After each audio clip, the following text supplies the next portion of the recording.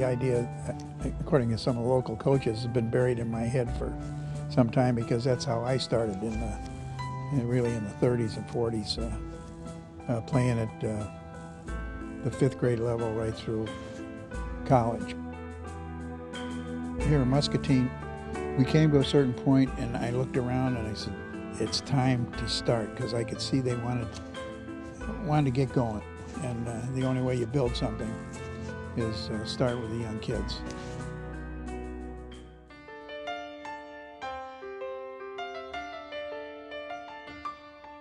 When the school withdrew the funding from the 6th grade, it left a big void for kids. We had a north end, south end type of a situation.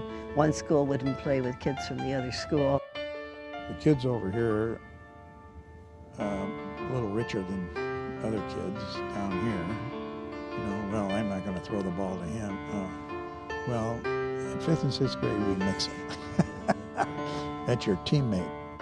It's not a kid from the south end, that's your teammate. I like the fact that my son, who goes to one school, met kids his age that go to other schools. So it not only teaches him about sports, but he met kids from other schools and other areas.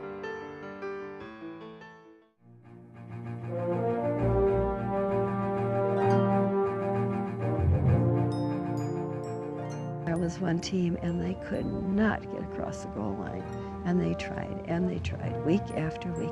And finally in the last game they did it and everyone stood up and cheered. We were all so delighted to see this group of kids finally accomplish something that they had struggled all season to do.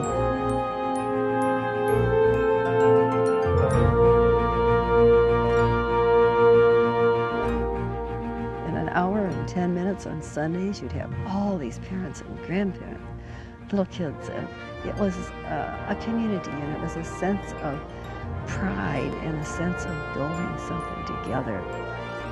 Winning is a byproduct. It's not. We don't talk about winning. It's, you talk about winning, but you also better talk about not using drugs. There's our coaches. They're role models. You know, when you're talking about sportsmanship, we got to live it. You can't teach it. You got to live it.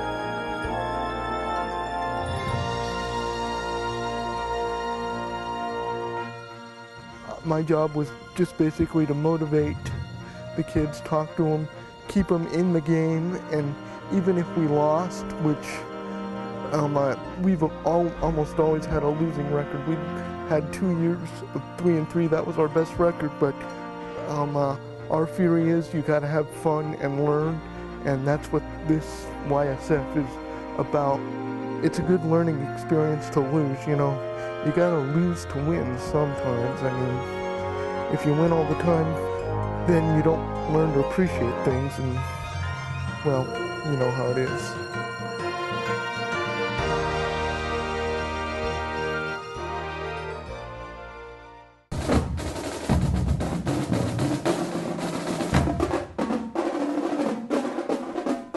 It's a pleasure for me to have a chance to talk about the Youth Sports Foundation and the work that's being done by that group. Certainly, you know, being a football coach, I really think football and sports in general are one of the few places left where young people are really getting a good introduction to the importance of teamwork and cooperation. And I think football is a unique sport from that standpoint. No sport that I know of involves so many people. Go! Get that ball! Get that ball! Run, baby, run! Run, baby, run! Run! Yeah! Yeah! We try to get them to really focus on their performance, and I've long believed that winning will be a byproduct, and you'll you certainly get your share of it.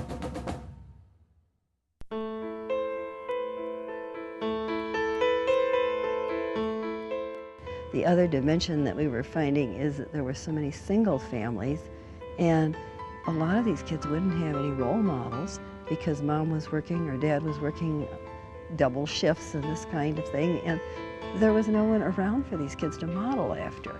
And so the biggest and most productive thing that they did through sports was to find someone that cared about them. It became a family. It was somebody they could talk to. Mother walks in, she says, I'm on welfare, my kid would love to play. I says, you got $1? You got $5? Oh yeah, I can do that. Okay, that's fine. You paid something, he knows it, and the rest is a scholarship. You know, but the important thing is that the kid is playing. He's not standing over the sidelines. My mother's on welfare. Enjoy the race, enjoy the volleyball game, go out there and just show them your stuff, and it's just great to see them play. And they have fun. And it's not always about winning, it's just about having a good time, learning skills with one another, and just enjoying just being on a team.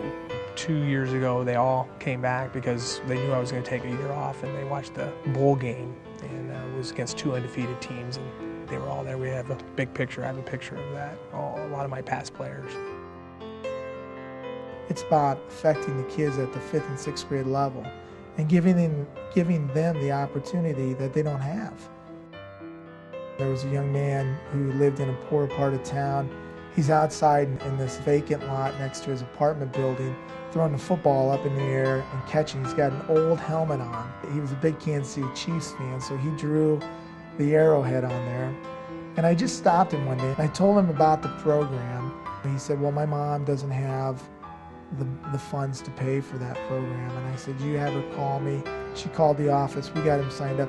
He played all the way into high school. To see him today, you know, he always says, thank you for the opportunity you gave me. He's got a great job now. He went on to college. And he said it was the opportunity that we gave him to show what it's like, some discipline. That's what our programs are about. I always say we're developing kids. And that's what we want to develop kids and want them to have a great experience on the athletic field and apply it to their academics, apply it to life, apply it to home. They need the discipline and they need the teamwork and all those factors that go into a team sport.